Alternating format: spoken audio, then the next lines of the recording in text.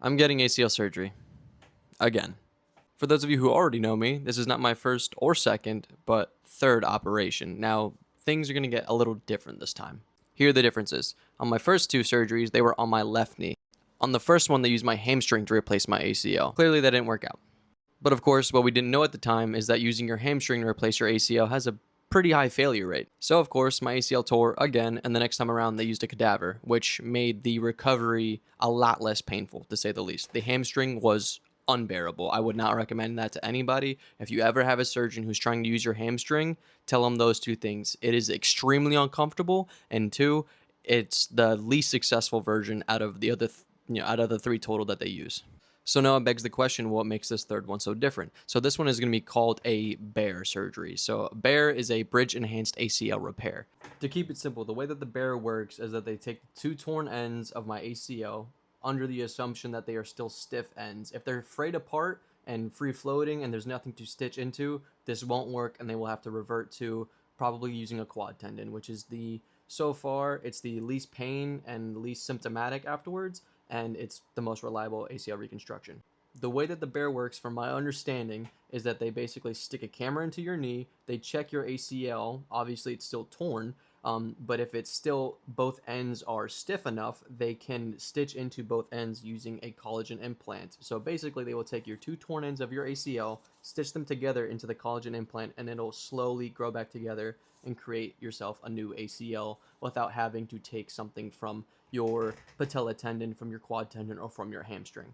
Having it done this way means you are growing your own ACL back instead of having to take body parts from either yourself from other areas or from a cadaver, which have a higher failure rate. And even if it does work, you are most likely to have more symptoms later on in your life.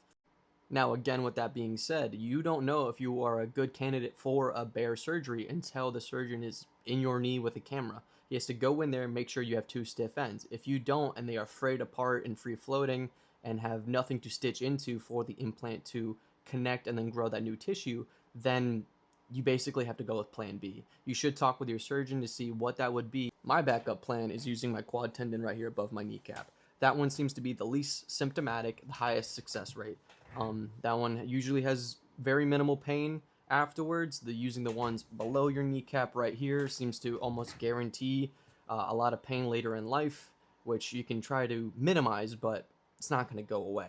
And as you've heard from my side of the story, the hamstring is unbearable, and I've always had some issues on that left side. Again, I train, I tried my best to stay healthy and do a lot of rehab work, but my left knee still has some problems here and there. So I really do hope this helps some other people out there who have torn ACLs, who are younger and still active and are looking for their options, but not that many people talk about it. I mean, sure, of course, a lot of people who are surgeons and some of them are looking for business and trying to help. But again, there's not that many people on the receiving end talking about getting ACL surgery in their life afterwards. So I really do hope this helps a lot of people who have an ACL tear or are trying to, find some more options, because to be honest, this is a very common injury, especially for a lot of athletes. And again, this is my third one, and they all happened doing the same thing, playing soccer. And it happens in soccer, football, a million different sports. Just a change of direction can be a bad day. But there's not a lot of people talking about this injury unless it's coming from someone in the medical field who can't really put it into plain English for people like me and you.